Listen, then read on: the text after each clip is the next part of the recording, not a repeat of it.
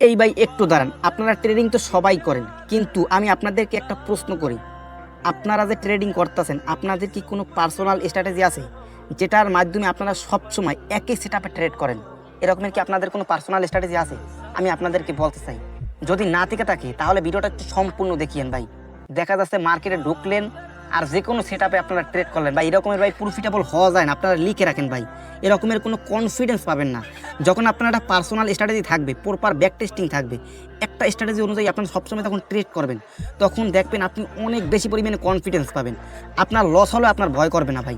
যে কোনো একটা সেটআপে ভাই ট্রেড করেন, আপনি যদি টানা 2টা মাস একটা সেটআপে ট্রেড করতে পারেন, আমি আপনাদেরকে লিখে রাখতে পারি ভাই, আপনারা 100% প্রফিটেবল হবেন। তাই আপনাদের জন্য সুবর্ণ একটা সুযোগ। দেখেন কিভাবে একটা পার্সোনাল স্ট্র্যাটেজি বানাতে হয়, এটা কিন্তু আপনাদেরকে খুব সুন্দর মতো দেখিয়ে দেবো। এইরকম মার্কেট থেকে আপনারা কিভাবে একটা পার্সোনাল স্ট্র্যাটেজি বানাতে পারবেন, একটাই সেটআপ, ওই একটা সেটআপে আপনারা মাস্টার হয়ে যাবেন। কিভাবে বানাতে হয় এর আমি আপনাদেরকে দেখিয়ে দেবো। একটা পার্সোনাল স্ট্র্যাটেজি কিভাবে বানাবেন, স্ট্র্যাটেজি বানালেন, কিন্তু কিভাবে স্ট্র্যাটেজি অনুযায়ী ব্যাক টেস্টিং করতে হয় এবং ফরওয়ার্ড টেস্টিং করতে হয়।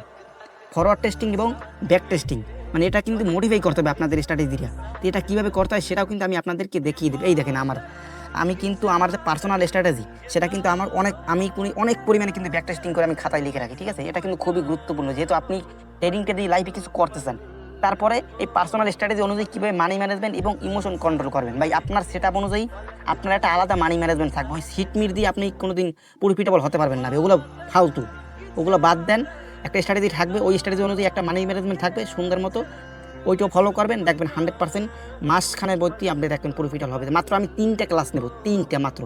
পার্সোনাল স্ট্র্যাটেজি কীভাবে বানাবেন, কীভাবে ব্যাক টেস্টিং করবেন, মোটিফাই করবেন এবং স্ট্র্যাটেজি অনুযায়ী কীভাবে মানি ম্যানেজমেন্ট ফলো করবেন, মাত্র 3টে ক্লাস।